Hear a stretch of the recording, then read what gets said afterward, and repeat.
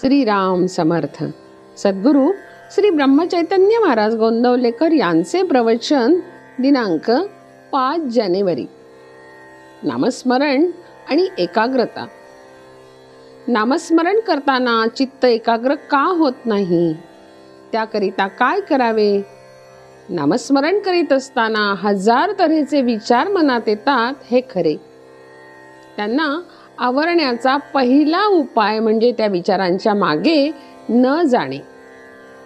विचार मनात आले तर त्या विचारांना फाटे फोडून ते वाढवू नयेत, म्हणजेच मनोराज्य करू नये.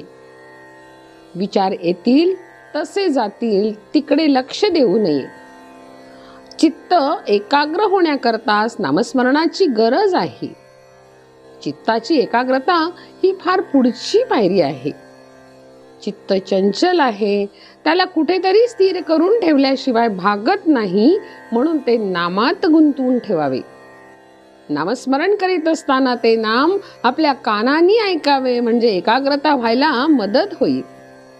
एकाग्रता झाल्याशिवाय नाम घेण्यात अर्थ नाही आणि नामाशिवाय एकाग्रता होणार नाही. या संशयात न पडता साधे सोपे नाव घ्यावे, म्हणजे आपोआप एकाग्रता येईल. दुसरी गोष्ट अशी की ज्याची आपल्याला आवड असते त्यात आपल्याला एकाग्र होता येते. आपल्याला विषयाची आवड असते म्हणून विषयाचे सेवन करताना आपण एकाग्र होतो.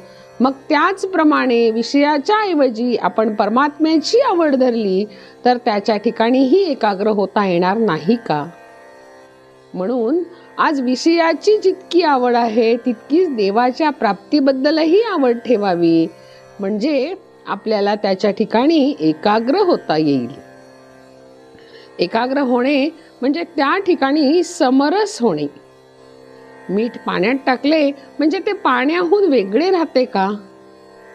योग केल्याने एकाग्र होता येईल, हे खरे. पण जोपर्यंत समाधी आहे तोपर्यंतच ती एकाग्रता टिकेल. सर्वाभूती भगवत भाव पाहणे हेच खरे एकाग्रतेचे साधन. सर्व ठिकाणी तोच भरलेला आहे असे समजल्यावर द्वैत कुठे राहिले, आणि जिथे द्वैत गेले तिथे आपोआप एकाग्रता आलीच. अशी एकाग्रता साधते तीच खरी समाधी होय. मनुष्य अगदी एकटा असला किंवा एकांतात असला तरी आपल्या कल्पनेने तो अनेक माणसे आपल्या भोवती गोळा करतो. विशेषतः विद्वान लोकांना कल्पना जास्त असतात. तेव्हा कल्पना करायचीच तर ती भगवंताविषयी करूया.